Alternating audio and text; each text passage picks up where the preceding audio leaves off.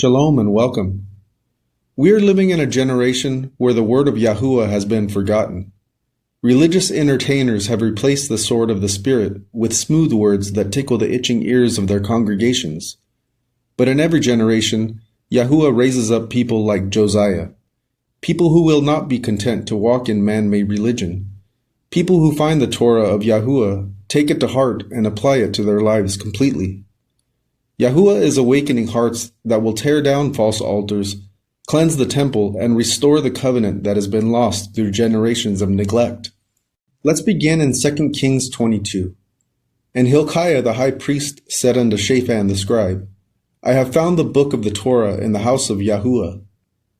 For years the book of Yahuah's law was hidden in the temple.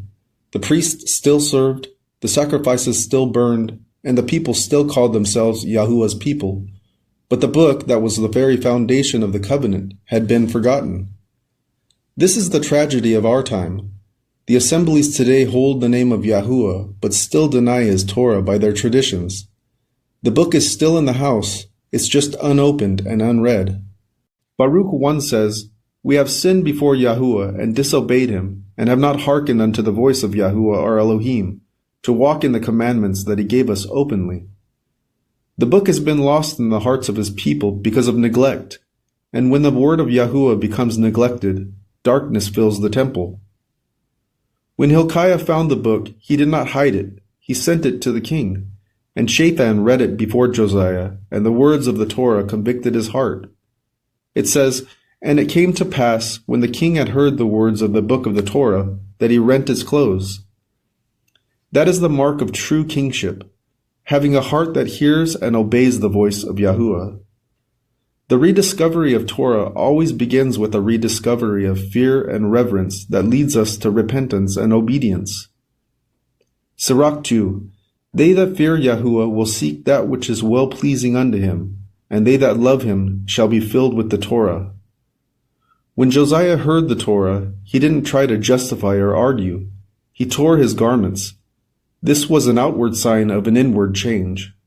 Yahuah spoke to them through the prophetess Huldah, saying, Thus says Yahuah, Behold, I will bring evil upon this place, because they have forsaken me and burned incense unto other Elohim. Yahuah goes on to say, Because your heart was tender, and you humbled yourself before Yahuah, you shall be gathered to your fathers in peace. Yahuah recognized Josiah's humility. After hearing the Torah, he went into the house of Yahuah and purged it. 2 Kings 23 says, The king commanded Hilkiah the high priest to bring out of the temple of Yahuah all the vessels made for Baal and for Asherah and for all the host of heaven.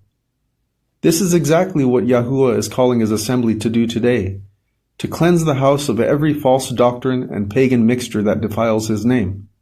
Wisdom of Solomon 14 says, The devising of idols was the beginning of spiritual fornication, and the invention of them the corruption of life. It is not enough to know the truth, we must tear down the altars that stand against it. Baruch 4. This is the book of the commandments of Elohim, and the law that endures forever. All they that keep it shall come to life, but such as leave it shall die. After the cleansing, Josiah gathered all the people and read the book out loud. It says, And the king stood by a pillar and made a covenant before Yahuah, to walk after Yahuah and to keep his commandments and testimonies and his statutes with all their heart and with all their soul. The word that had been forgotten became the foundation once again. Then Josiah commanded, Keep the Passover unto Yahuah your Elohim, as it is written in the book of the covenant. The people had celebrated the feasts before, but not as it was written. Josiah brought the nation back to scriptural obedience.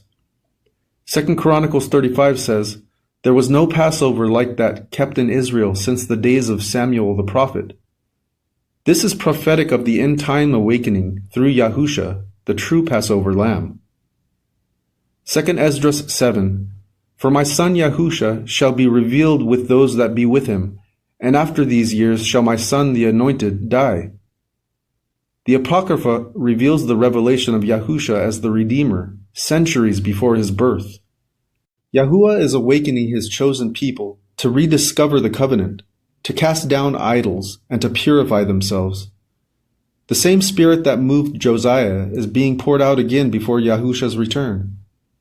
2 Esdras 16. Then shall they be known who are my chosen, and they shall be tried as the gold in the fire. Hear, O my beloved, saith Yahuah, behold, the days of trouble are at hand, but I will deliver you from them. This generation will not blend in with Babylon. They will stand out as lights in a world of darkness. They will walk in the Torah of Yahuah and hold on to the testimony of Yahusha. Revelation 14. Here is the patience of the saints. Here are they that keep the commandments of Yahuah and the faith of Yahusha. Sirach 21 says, He that keeps the Torah of Yahuah gets the understanding thereof, and the perfection of the fear of Yahuah is wisdom. The Josiah awakening has begun, and Yahuah is calling his assembly to rise and return to the Torah of life. Jeremiah 6. Stand in the ways and see, and ask for the old paths. Where is the good way, and walk therein, and ye shall find rest for your souls. Brothers and sisters, the book of the covenant has been found again. The word of Yahuah is no longer lost. And Yahuah is looking for those people whose hearts will hear and obey him.